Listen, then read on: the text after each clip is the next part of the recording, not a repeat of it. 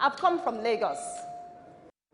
And when I was flying, I couldn't help but think about the collaboration between Lagos and Kebbi. And that is in the Lake Rice. And here we are talking about uncharted waters.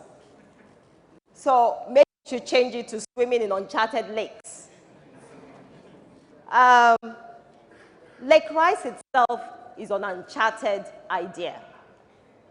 There was a visionary and there was a visionee. And I'm sure that they will swim in it and make a good success of it.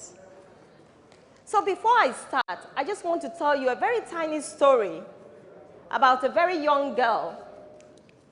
Her name is Bumi, and she had a lot of issues. She struggled so much in secondary school, having to deal with mathematics. And that killed her self-confidence. But Bumi was willing to learn, and she was willing to conquer this fear no matter what. And it's nice to tell you that she did eventually conquer the fear. And she went ahead and did mathematics in A-levels, add maths, and guess what? She even went and studied as a degree mathematics in university. And here is Bumi with getting a prize-winning graduate in mathematics, something that she feared so much.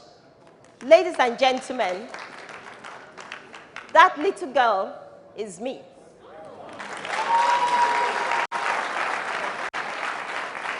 My name is Kofo, Akinkugbe, and I've always been surrounded by uncharted waters. I started first, graduated, and then went into, after graduation, I realized that I had conquered a major fear. And that built self-confidence in me. And that self-confidence has propelled me along the years to plunge into uncharted waters. But there is one thing to plunge. There is another thing to swim and to make a success of it. I went into banking. In banking, I did 12 years. Some fulfillment, but not adequate enough.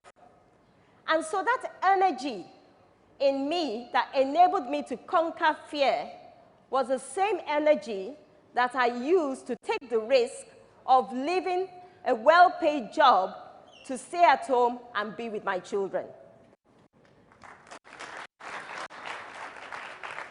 I wanted something more challenging, but I also wanted to spend time with my little girls. But I was only home for 3 months. And so whilst I was there, an idea came up. Again, it was an uncharted water. And then I set up the first company called Interface Technologies. And it was also to provide security management systems and biometric technology. And at that time, it was totally uncharted because nobody really knew or understood in 1997, 1998 what biometric technology was. But today, it's all over the place. I did that for a couple of years, and it's still running. It's about 22 years old, and I have a woman that's been running it for 11 years. In 2005, I saw a gap, and I saw an opportunity in the payment industry. And what I saw was that the payment industry was largely cash. Payments were made in cash. There were a few cards, but those cards were based on magnetic stripe technology. And in the card industry, there was also a high level of fraud. I also saw the gap that most of these cards were being imported. And I also saw that there were no standards. So to me, there were gaps, but to me, there were also opportunities. And so the vision came. And what was the vision? The vision was I want to set up a world-class smart card manufacturing plant in Nigeria, serving Nigeria and serving Africa. At the time, it was an impossible dream. There was nobody and no one to benchmark against. There was no one in Africa to benchmark against. And so I had to benchmark against the #1 global smart card company in France. And they don't have the same issues that we have in Nigeria and Africa. But what happened? I saw the countries, but as it can be. And that propelled me to set up a world-class manufacturing plant. But in order not to get into the details, as I said, I took a plunge into uncharted waters. I started with the end in mind. I knew where I was going. I had the vision. And I started focused on the vision. Thank you. When I started, Nigeria was on magnetic stripe technology. I know that if I say in this room, how many of you have ATM cards? Most of you. And I know if I say in this room, how many of you have SIM cards? Everybody that has a phone has a SIM card, and that's secure ID. However, I plunged into the uncharted waters, not to import, but to actually set up a manufacturing firm to do chip and pin, which is a higher technology than mag stripe. In my first year, I made a loss.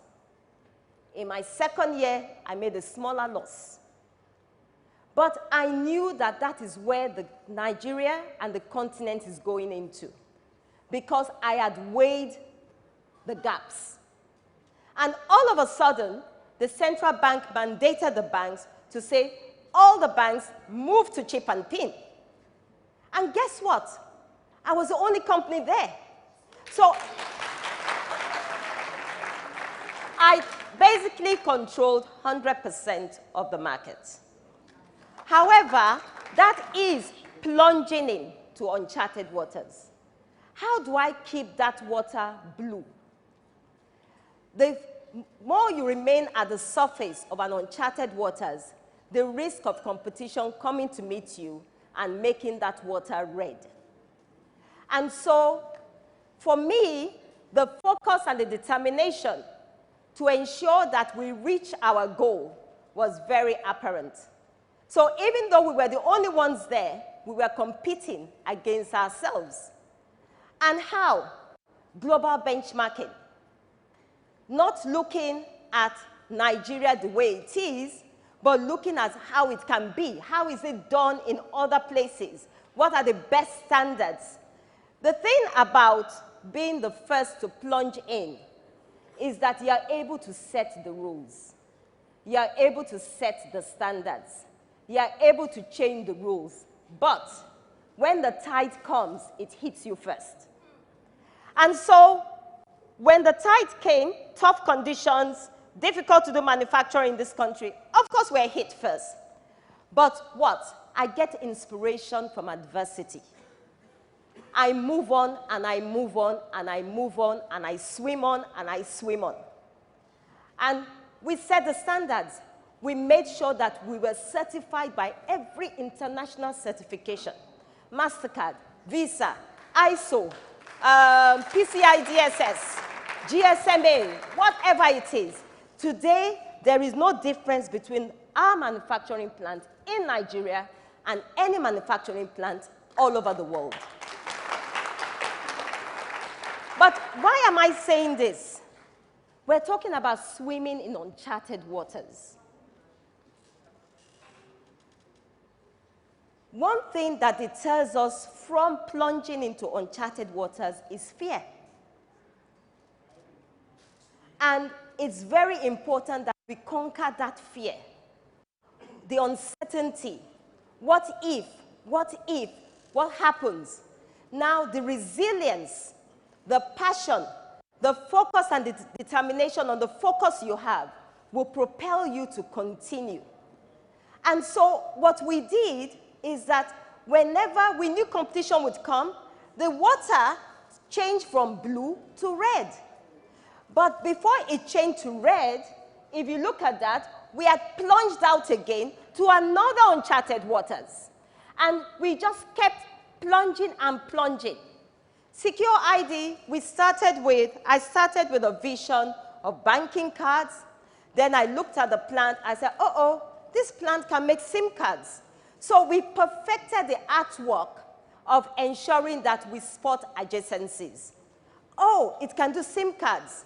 Oh, but there's nobody else that can do SIM cards. So another uncharted water. Okay, let's go in there. Let's set the standard. Let's get the certification. So if anybody were to come and join, they have to run at those standards. At the end of the day, it helps the economy.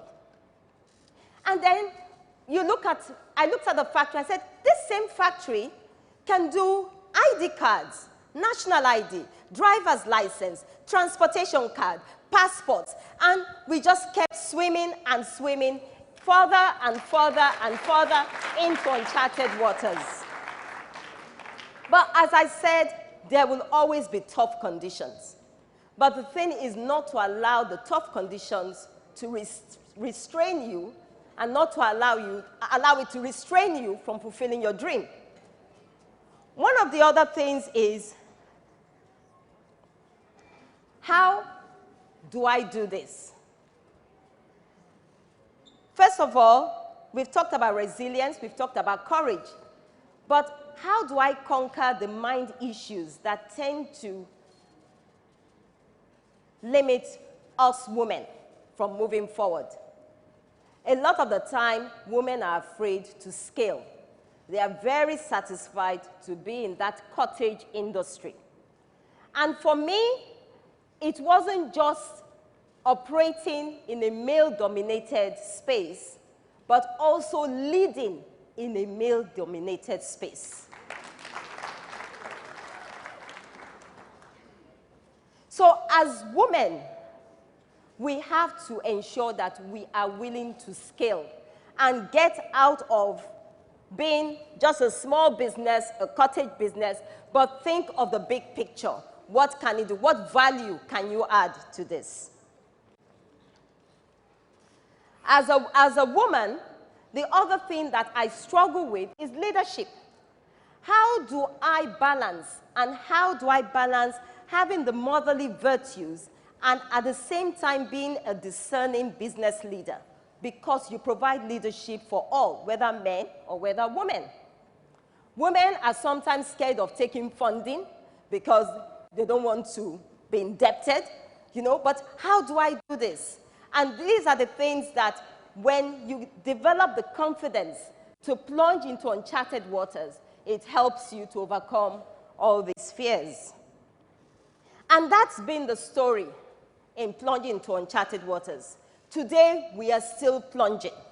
Because as I said, if I ask everybody in this room, how many of us have bank cards?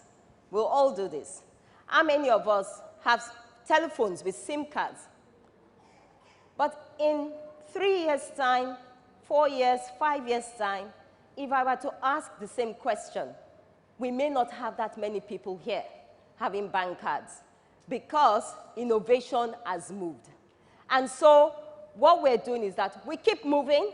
We're moving into digital solutions, moving into digital cards, just moving and moving and moving.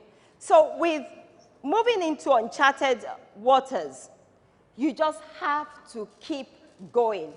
There is no destination for operational excellence. There is no destination, no end to the destination of operational excellence. There is continuous improvement. You've got to always continuously improve and get better and find ways and new ways of doing the same thing. So for me, what next? I know that for sure what I would like to do is to replicate what I have achieved in the next generation. I know that the next thing that I would like to do is to encourage women who are on the path of success to develop those hard and soft skills that would help them not only to succeed, but help them to succeed in a world that is increasingly male-dominant. However, we plunged into it. Our story so far, today, Secure ID serves 21 countries all across Africa. We became the first certified plant across the continent, and we will continue to move on. Ladies and gentlemen, thank you very much for listening.